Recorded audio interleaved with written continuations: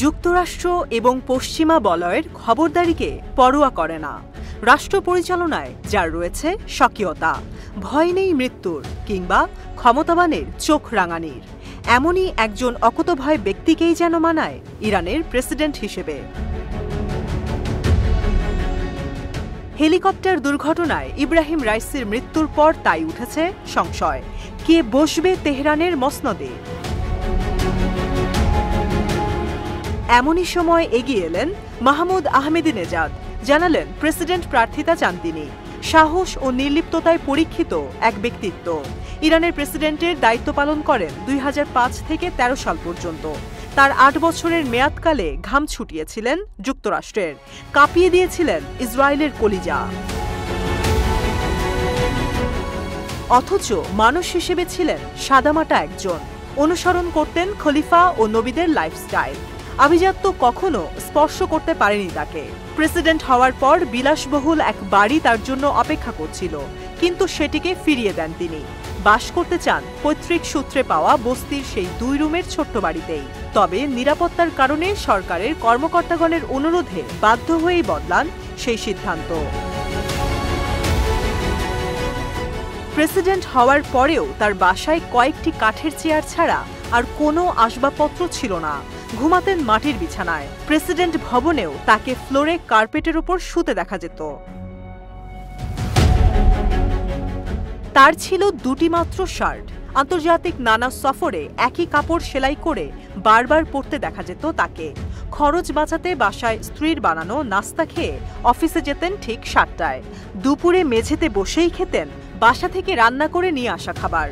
প্রেসিডেন্টের নিজের ছেলের বিয়েতে আমন্ত্রিত অতিথি ছিলেন 45 জন। পোলাও কোরমা তো কোন ছাড়, অতিথিদের আপ্যায়নের কোনো ব্যবস্থাই ছিল না। শুধুমাত্র কমলা, আপেল, কলা ও ছোট এক টুকরো কেক দিয়ে অতিথিদের আপ্যায়ন করা হয়েছিল। 2013 সালে যখন ক্ষমতা ছাড়েন তিনি, তখন তিনি 8 বছরে আয়ের হিসাব দিয়ে যান লিখিতভাবে। জানা যায়, ব্যক্তিগত সম্পত্তি বলতে তার আছে তেহরানের বস্তিতে অবস্থিত ছোট্ট একটি বাড়ি, যা 40 বছর আগে তিনি তার বাবার কাছ থেকে উত্তরাধিকার সূত্রে পেয়েছিলেন। সেই বাড়ি মেরামত করেন ঋণের টাকায়, যা পই পই করে শোধ করেছিলেন তিনি। তবে তিনি ছিলেন মেধাবীদের একজন। আহমেদিনেজাদের বাবা ছিলেন একজন সামান্য কামার।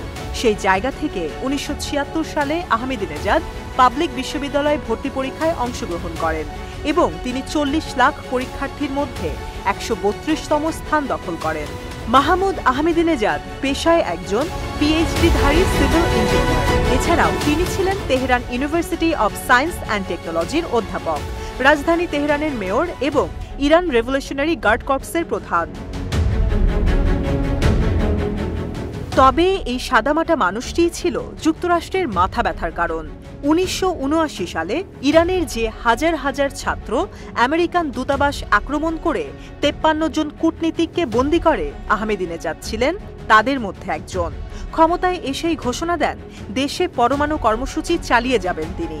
যুক্তরাষ্ট্রের সঙ্গে সম্পর্ক উন্নয়নের জন্য বারবার আহ্বান জানানো হলেও তা নাকচ করে দিয়ে তিনি বলেন, যুক্তরাষ্ট্রকে তাদের কোনো প্রয়োজন নেই। ইসরায়েল দুশ্চিন্তায় পড়ে যায়, কারণ তাদের ধারণা আহমেদিনেজাদ যদি পরমাণু অস্ত্র তৈরি করতে সক্ষম হয়, তাহলে সবার আগে হামলা করবেন তেল আবিবে। এজন্য আহমেদিনেজাদের বিরুদ্ধে প্রপাগান্ডা ছড়ানো শুরু করে দেশটি।